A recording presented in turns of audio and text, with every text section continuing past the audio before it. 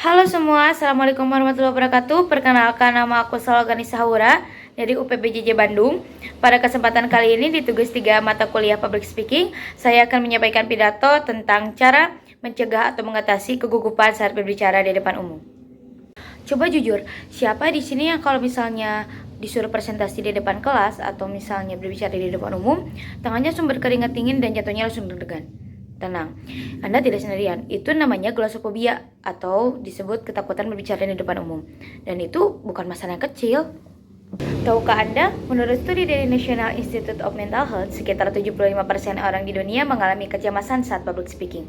Di Indonesia sendiri, riset yang dipublikasikan di Medium oleh Davagia Parikusuma tahun 2025 menunjukkan bahwa 63% mahasiswa mengaku menderita glossophobia.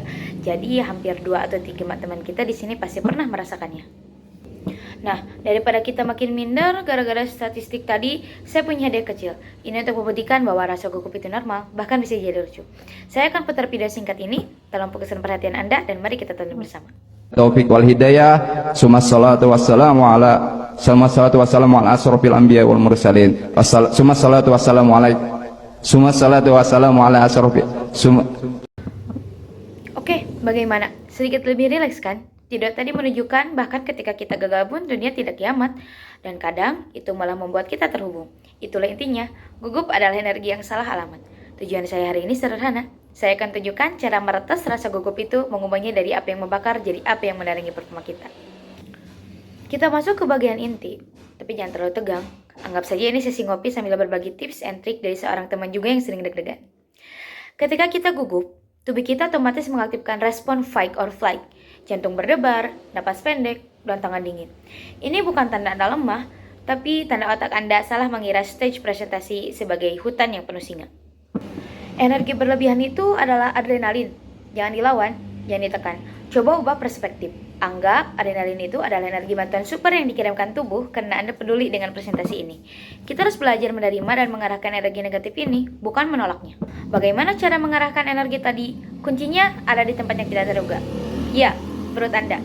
Kita akan mengaktifkan sistem saraf yang bertugas untuk menenangkan tubuh, yaitu sistem saraf parasimpatik, atau kita sebut saja tombol tenang tubuh. Mari kita praktikkan sejenak. Letakkan satu tangan di dada dan satu tangan di perut.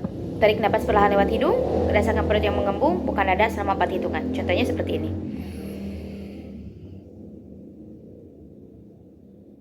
Tahan napas selama 4 hitungan. Setelah itu, buang napas lebih lama melalui mulut seperti meniup lilin selama 6 hitungan. Contohnya seperti ini.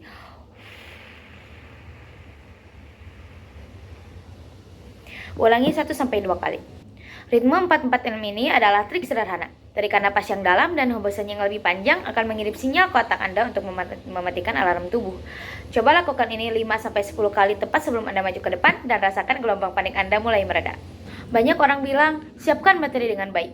Itu benar, tapi kita perlu lebih taktis. Buktikan bahwa persiapan Anda lebih dari sekedar menghafal. Pertama, siapkan 3 poin kunci yang mutlak yang harus Anda sampaikan. Jika Anda lupa yang lain, pastikan 3 ini tersampaikan. 2, latih pembukaan dan penutup Anda secara sempurna. Momen paling gugup adalah di awal. Jika Anda menguasai 1-2 menit pertama, sisanya akan jauh lebih lancar.